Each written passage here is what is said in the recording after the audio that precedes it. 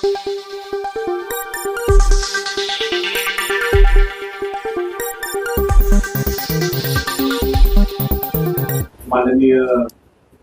पंतप्रधान आदरणीय नरेंद्र मोदी साहेबांच्या नेतृत्वामध्ये जवळपास 12 वर्ष पूर्ण झाली आणि ह्या 12 वर्षामध्ये आपल्याला देशाचं ट्रान्सफॉर्मेशन होताना आपण पाहतो. नुकतेच जे जागतिक स्तरावरची तुलना करत असताना आपण जे GDP ग्रोथचे आकडे पाहतो त्याच्यामध्ये India is the fastest growing large economy in the world असं आपण पाहतो.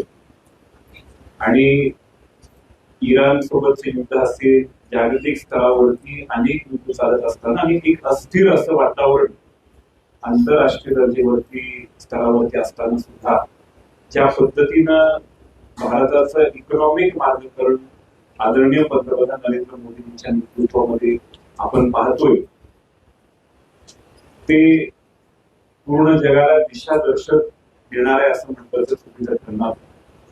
आणि म्हणून ह्या 12 वर्षातल्या ह्या सगळ्या म्हणजे प्रवासाचं एक मोठा इम्पॅक्ट आपण लातूर शहरावरती पण जवळून अनुभवतो.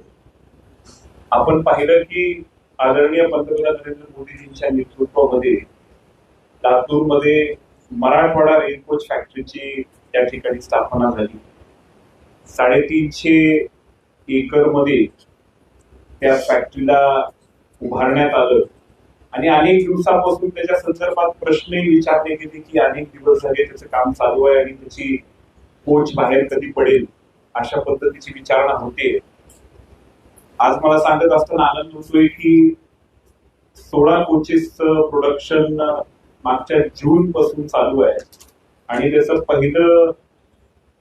पहिलं जी कोच आहे ती आता 2 महिन्याच्या अंतरावर त्या ठिकाणी बाहेर पडणार आहे. आणि म्हणून सुरुवातीला जेव्हा इंडो रशियन जॉईंट व्हेंचर म्हणून तिथं काम चालू झालं तेव्हा आंतरराष्ट्रीय स्तरावरती अमेरिकेने रशियावरती सँक्शन्स टाकले आणि आपलं जे जॉईंट व्हेंचर होतं त्याच्यामध्ये कायनेट नावाची जी कंपनी आपल्या इथं बोगींचं प्रोडक्शन करणार होती त्याच्यावरती सुद्धा सँक्शन्स टाकल्यामुळं ह्या प्रोडक्शनला डिले झाला. आणि म्हणून आपण इथं लोकल स्तरावरती चर्चा करत असताना अनेकदा या संदर्भात चर्चा झाली की कधी बोगी बाहेर पडणार. परंतु जागतिक स्तरावरचं हे वातावरण याला कारणीभूत होतं आणि म्हणून आता पुढच्या 2 महिन्यामध्ये पहिली कोच 16 कोचेसचं प्रोडक्शन झालं होतं त्याची पहिली कोच या ठिकाणी बाहेर पडणार. आपल्या इथे होणाऱ्या कोचेस जे निर्माण होणार आहे ते स्लीपर वंदे भारत कोचेस निर्माण होणार आहे आणि त्याचं एक प्रोटोटाईप नोव्हेंबर महिन्यामध्ये दिल्ली येथे दाखवण्यात आलं आणि आता 2 महिन्यामध्ये जे बोगी बाहेर पडणार आहे त्याचं ते प्रोटोटाईप होतं. आणि म्हणून एक मोठं इकोसिस्टम ह्या मराठवाडा रेल कोच फॅक्टरीच्या माध्यमातून लातूर शहराला आणि जिल्ह्याला मिळालं.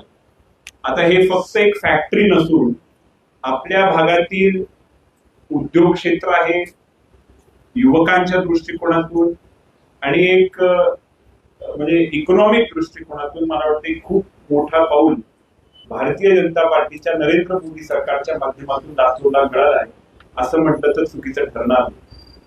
आपल्या मराठवाड्यामध्ये अशी कुठेच रेल कोच फॅक्टरी नाहीये ती आपल्या लातूरला मिळेल. आपल्या लातूरच्या इतिहासामध्ये असा एकही मोठा प्रकल्प इतर कुठल्याही पक्षानं या ठिकाणी दिला नाही परंतु माननीय नरेंद्र मोदी साहेबांच्या नेतृत्वात हा प्रकल्प लातूरला मिळाला आणि त्याच्यामधून डायरेक्ट इनडायरेक्ट 10-15 हजार युवकांना त्या ठिकाणी रोजगार उपलब्ध होणार आहे. दुसरा महत्वाचा प्रकल्प ज्याच्या संदर्भातही आपण अनेकदा चर्चा केलेली आहे आणि त्याच्यातही थोडा डिले आला त्याच्यात काही अडचणी निर्माण झाल्या तो आपल्या लातूर सुपर स्पेशालिटी हॉस्पिटलचा प्रकल्प ज्याच्यामध्ये जवळपास 350 कोटी रुपये खर्च करून केंद्र सरकारच्या माध्यमातून त्याची उभारणी झाली. आज मला सांगत असताना आनंद होतोय की लातूरकरांना त्याची एक चांगली सेवा त्या ठिकाणी मिळते. आज तिथलं जे कार्डिओलॉजी डिपार्टमेंट आहे त्याच्यामध्ये सर्व डॉक्टरांची भरती झालेली आहे आणि कॉन्ट्रॅक्ट बेसिस वरती सुद्धा डॉक्टरांशी कोलॅबोरेट करून आता अँजिओग्राफी आणि अँजिओप्लास्टी तिथं होत आहे.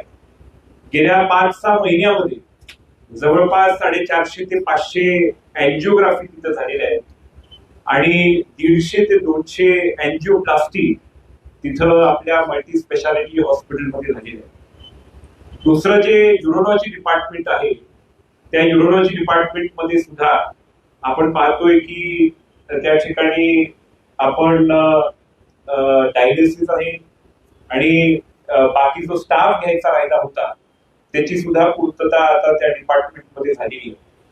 न्यूरोसर्जरी डिपार्टमेंटमध्ये सुद्धा आपले डॉक्टर किनीकर साहेबांची त्या ठिकाणी कॉन्ट्रॅक्ट बेसिसवरती कोलॅबोरेट करून आणि 2-3 रेसिडेंट्स घेतलेले, 1-2 लेक्चरर्स जे हवे असतात ते घेतले आणि त्यांच्या माध्यमातून सुद्धा आता त्या डिपार्टमेंटमध्ये अनेक सर्जरीज न्यूरो सर्जरी डिपार्टमेंटच्या माध्यमातून तिथं होत आहेत. आपल्या इथं ऑन्कोलॉजी डिपार्टमेंटची म्हणजे तशी अट नसताना सुद्धा ऑन्कोलॉजी डिपार्टमेंट सुद्धा तिथे ऍक्टिव्हेट आहे आणि तिथे आपण बघतोय की किमोथेरपी मोफत दरामध्ये त्या ठिकाणी नागरिकांची केली जाते आणि एखाद डिपार्टमेंटला थोडीशी अडचण होते जिथं डॉक्टरांची आवश्यकता असल्या कारणानं थोडंफार होते, परंतु बाकी सगळे डिपार्टमेंट आणि ऑन्कोलॉजी डिपार्टमेंट सुद्धा आता कार्यरत आहे. आणि म्हणून खऱ्या अर्थानं आदरणीय पंतप्रधान नरेंद्र मोदीजींच्या ह्या विकासात्मक प्रवासाच्या त्या ठिकाणी लाभ लातूर शहराला मोठ्या प्रमाणात होताना दिसतोय. आपण बघितलं की आपलं रेल्वे स्टेशन सुद्धा आणि रेल्वेची कनेक्टिव्हिटी सुद्धा गेल्या 12 वर्षामध्ये खूप मोठ्या प्रमाणात त्या ठिकाणी वाढलेली आहे.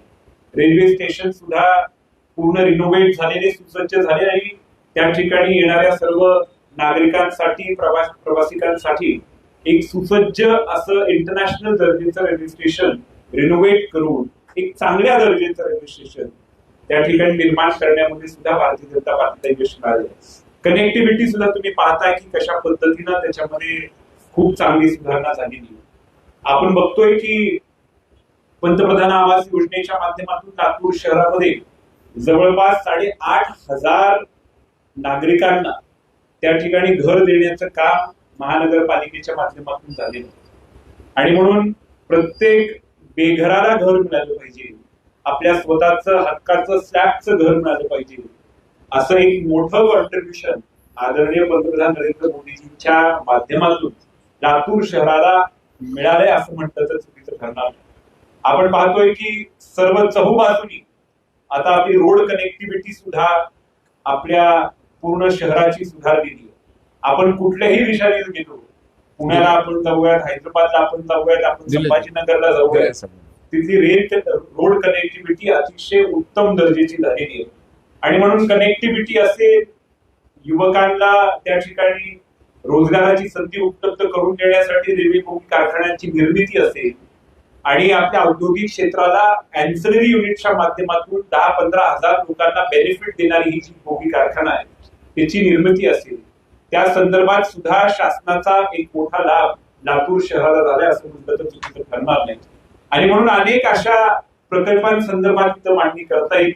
आज या ठिकाणी आपल्या जिल्ह्याचे माजी पालकमंत्री आदरणीय संभाजी भैया पाटील निलंगेकर साहेब उपस्थित आहेत आणि त्यांच्या माध्यमातून आपल्या 12 वर्षांमध्ये नरेंद्र मोदीजींच्या माध्यमातून जे सरकारनं काम केलेलं आहे, प्रत्येक क्षेत्रामध्ये जे काम मोठं केलेलं आहे त्यांच्या संदर्भात त्यांनी मांडणी करणार आहेत.